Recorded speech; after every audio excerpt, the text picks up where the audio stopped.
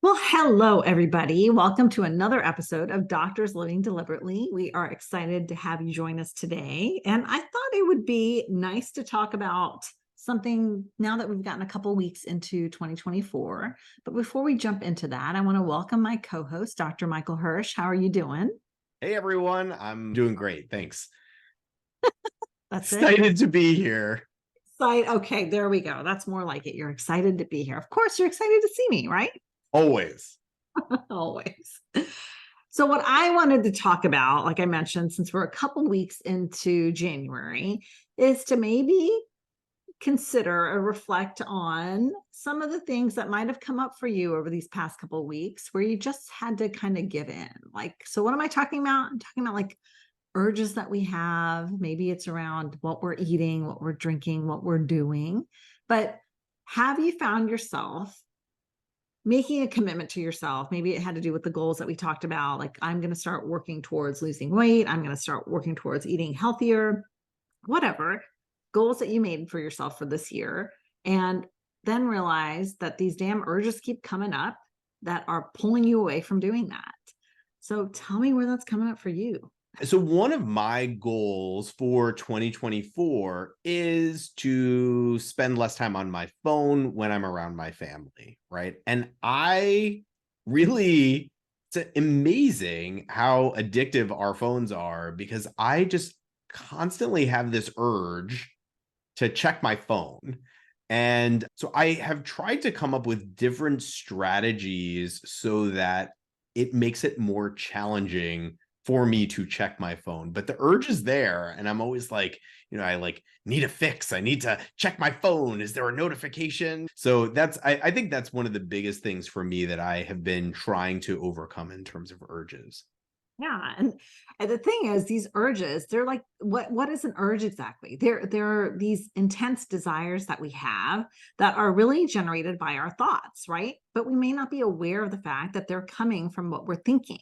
We just have all of a sudden this emotion, this urge, this desire come up for us, this feeling come up for us, and we have to satisfy it because that urge that's there doesn't really feel good. It's like needing to be addressed, needing to be satisfied. And the way we do it is by whatever the urge is driving us to do. That spoonful of ice cream after dinner, that let me check my phone and see if anybody liked my post. Let me go and have that glass of wine after work because I need to relax now. It can show up in so many different ways. The urge to eat the cookie that's sitting there on your counter because there's a whole box of brand new cookies from Trader Joe's, whatever it is, right? And so what we have to do is build the awareness around the thoughts that are leading to these urges. So common ones, oh my God, it's somebody's birthday. That cake looks yummy. That cupcake looks yummy. That donut looks yummy. And one won't hurt me, right? Or like I mentioned, my specific fix is I have to have that bite of ice cream after dinner. Oh my God, it's just one bite. It's not going to hurt. It's not going to do anything. It's not a whole bowl full. Or even, hey, how many people have liked my post? Is anybody reading my information that I'm putting out there? What can I see? Can I see how many people have viewed it? So those are all these thoughts that we have in our head that lead to this emotion of intense desire to have the urge to move forward with whatever behavior. And even though we think that we're in control, a lot of times we don't even recognize what it leads to us doing. Like going and eating more than 3 cupcakes when we said, okay, I'm just going to have a bite of one, or having 2 bowls of ice cream instead of that one spoonful, or spending 3 hours on internet and social media instead of just doing a quick check and scroll and move on. It becomes a rabbit hole where we're going into all the different directions. So even though these thoughts fly through our brain so quickly, creating these urges, it has a significant impact on us. And we don't always have the awareness around that. We don't realize how it is impacting us. Tell me where this has shown up for you. Well, I'll tell you where it's showing up right now. You mentioned Trader Joe's, and I don't know if you've ever had a Kringle. Do they have those in Virginia? I don't know what Like, that is. yeah. So, we growing up in New York, it was kind of like a Danish, but Kringles, there's a factory in Wisconsin. It's delicious. And Trader Joe's always has like a different flavor, but they're seasonal and there's a limited supply. And so you mentioned Trader Joe's and sweets in a sentence, and I immediately went to the Kringle and had an urge to go and see what the seasonal Kringle at Trader Joe's is. Maybe that's a Chicago thing. I'm not sure. But yeah, I mean, I definitely have a sweet tooth. So, trying to be intentional about whether or not I want to have something sweet after dinner and before I go to bed. And I do have a tendency to give into that urge. And it can be really challenging to just try and shut it off and not do the thing. Right. I think we don't really understand the fact that these urges are false desires, right? They're emotions that have come up for us because we are trying to feel good about something in the moment and maybe avoid another negative emotion, like just sitting doing nothing, or having that sense of desire there, but being able to sit with it. And so when we have these false desires where we want to do things that we know ultimately are not moving us towards our ultimate goals, we can decide if we want to move forward with it or not. But that's where the kind of the struggle is, where the challenge is, right? Because a lot of times it's in the heat of the moment, it comes up for us and we just want to satisfy it to make that urge go away.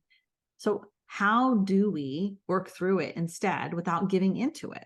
That is the key here to really living deliberately in a way that gets you to feeling how you want to feel. Because ultimately, if you think about it, when you give into those urges, when you eat the donuts, you eat the cupcakes, you eat the ice cream, you drink the wine, whatever it is, you scroll and waste all that time, you feel like shit afterwards, right? You end up regretting it down the road. So in the heat of the moment, it's making you feel good temporarily, but ultimately at the end, you feel worse. You feel like crap. And so what do? We start sitting in that for a little bit, and then we have another urge again to satisfy so we can make ourselves temporarily feel better. And it becomes this vicious cycle of building more and more negativity for ourselves with the ultimate end result.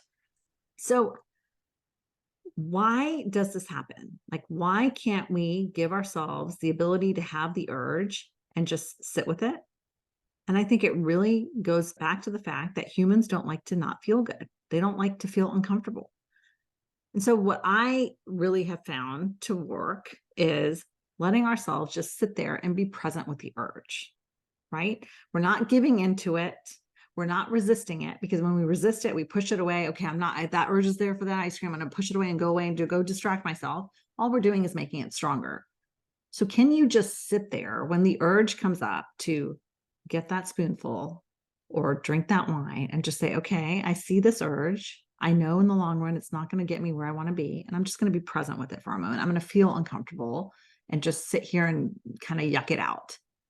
What's the harm in doing that? Have you ever found yourself doing that at all?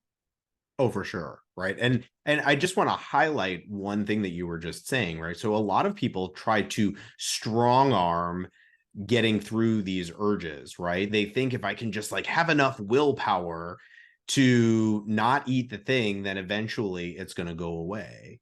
The urge is going to go away. And the important thing to remember is that willpower is depletable, right? So you start really being, yes, I definitely am not going to eat that cookie. And the longer you try to resist it, the longer you try to use willpower to not eat the cookie, the harder it gets to resist the cookie, right? So what you were just highlighting is noticing the urge and then letting it be there, just admitting to yourself, yes, that cookie looks amazing. I like chocolate chip cookies. You guys are learning a lot about me in this episode and all of my poor eating habits. So, I really want that cookie and it feels really uncomfortable, but I'm not going to eat it. Yeah. Because when you can allow yourself to be uncomfortable in the desire itself, recognizing it's there, not resisting it, not trying to pretend like you don't actually want to eat it, that's when it starts to dissipate. That's when the urge starts to get better. Now, the downside of this is that urge can come right back. And so this can be a process that you have to repeat, particularly when you're first starting to overcome an urge, letting it be there, letting the urge fade away, having it immediately come back, and having to start the process all over again. Yeah. It's like your urges make you feel like you have to take action. And I know we're referring to cookies and cupcakes a lot, but this can be applied to anything, any urges that you have for, hey, I have to go and I don't know, go smoke a cigarette, which I mean, it's not really up my alley, but yes, you have these urges to do things, these habits that we have that we know that ultimately don't serve us. So these urges make us feel like we have to take these actions, that they are in control of us. But really, what controls us is our brain, right? So we have to make conscious effort to retrain our brains when these urges pop up, right? It just needs to be in the driver's seat. The brain needs to believe that it is in the driver's seat. It's in control of what's going on. It's the one that's making the choice of whether or not we're going to act on the urge or not. So, can you, instead of giving into the urge, tell your brain, this is what I'm going to do. I'm going to plan ahead for next time that urge comes up for me to go open that freezer door after dinner. I'm going to just give myself permission to sit here and notice that I'm having the urge. Okay. That it is there. I'm going to notice it. I'm going to acknowledge it. And then I'm just going to allow it to be there for a couple of minutes without acting on it. I'm just going to give it a couple of minutes to sit there and be present with it. And I will guarantee you that almost always it will gradually start to dissipate. It will slowly start to go away. And more likely than not, you will get distracted by something else that calls your attention where you don't even realize the urge is not as intense anymore. It happens almost all the time. And I've actually gotten to the point now where I have noticed where, okay, I really have this, I want to get that ice cream. Oh my God, I have to get this ice cream. I have to get this fix. I got to get that dopa hit, get the ice cream with the ice cream. And then something distracts me. I get totally pulled away.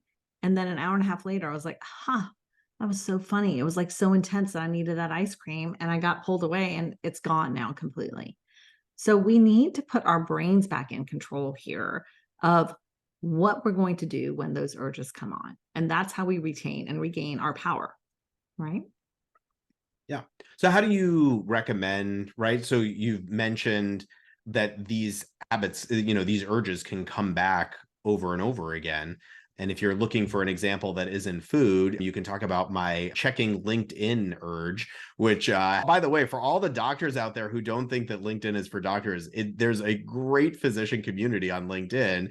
And I feel myself kind of getting pulled in there, and I love interacting on LinkedIn. And so I get all of these urges. So how do you recommend, like, as these urges come up throughout the day, I'm noticing them, and how do you go about dealing with it so that, I'm not constantly giving in to social media? So I want you, it's going to be hard because you just like plugged going on to LinkedIn. Okay. So now you're going to have to sit back and not do it. All right. This is what you're going to do.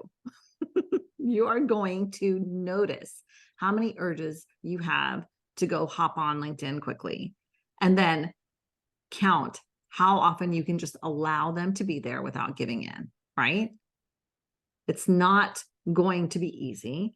Your brain is trying to keep you safe by jumping and satisfying that urge and getting that dopa hit right there to feel good in the moment. But I want you to just instead allow it to be there and not do anything about it, right? And so there's a system that I use with clients for when they're trying to specifically handle certain urges like the LinkedIn fix or their cupcake fix, whatever it is. I want you to get a jar, clear jar, and I want you to get about 100 little marbles, jingle bells, whatever, some maybe little Valentine's hearts with Valentine's Day coming up, whatever you want, but get about 100 little units that you can put in this jar. And every time that you notice that you have an urge, I want you to just be present with it, sit there, allow it to be there, allow it to slowly dissipate. And if you successfully can do that without giving into it, without resisting it, then I want you to put one of those marbles in the jar. Okay. When you do this repeatedly, it takes about 100 times of doing it for a habit to become a routine. So what we're doing is retraining our brains to allow the urges to be there without acting on them. Okay. And so when you have that visual gratification that, hey, yeah, I've done it this many times, it's further reinforcement, it's further validation that you are accomplishing your goal. Okay. So that jar is super important here, because when we do it here and there off the cuff and we don't keep track of it, we don't get that validation. So do use the jar, put it in there and see how often you're able to do this and watch that jar fill up. All right. That's how you're going to make this habit a new routine. And because doctors are rule followers, I will point out just because you give in to an urge does not mean you start over, right? So it's 100 urges that you have not given into, but it does not need to be consecutive. And the other important point here is that if you decide that you want to do the thing, right? If I decide, okay, I am going to go onto LinkedIn and look at it, as long as it's intentional, it's okay, right? You can intentionally, you can decide ahead of time that you want to do something. It's the unintentional giving into urges that causes us issues, that prevents us from getting the life that we want. So it's not about doing the thing, is the thing in alignment with what you want in your life? And I do like going onto LinkedIn, and I probably am going to check it at some point, and I shouldn't spend my entire day on it. So that's the essential difference there. That's a completely amazing point. Right. Yes. So schedule it in your calendar, right? You want to plan for it in advance, 24 hours in advance. Okay. So I wanted that ice cream. I wanted that wine. I wanted my LinkedIn fix, and I didn't have it on my calendar for today, or I've already used it with my calendar. So when is the next time I plan for it? It's not right now. It's not tomorrow. Let me give myself at least 24 hours in advance. So plan for your urge that comes up now. Give yourself grace to allow yourself to have it at least 24 hours in advance. And you might find that when you get there, you don't want it anymore. Okay. That's how you know if it's a false desire versus a true desire. And I did touch on that a little bit, but going back to that, the false desires, obviously, they don't lead us to create what we want in our lives ultimately. It leads to more negativity. You know, it's a true desire when it's there, when you're settled into it and it's kind of effortless, it's ease. So for me, one of my true desires is to create a network and of connection here locally, because I have girlfriends and friends all across the world now with the Zoom and the coaching, but I really was missing this void. So I have this desire for connection and for friendship, but the desire, I have a specific idea of what I want it to look like. So I get to cultivate that with intention now. So that's how you kind of decipher the difference between false desires and true desires and move towards how do I really live up to the life of true desire. So, Yeah, I mean, urges is literally how we have learned to survive. We have, urges to eat specifically because it was intended for survival. And from an intentional standpoint, right, it's very important that we have these urges. And as long as we're giving into them in alignment with our goals and the life that we want, I think that's all we can ask for. yep, perfect. Well, thank you, Michael Hersh. Awesome talking to you as always. And we'll see everybody next time on the next episode of Doctors Living Deliberately. Take care. Bye. Bye.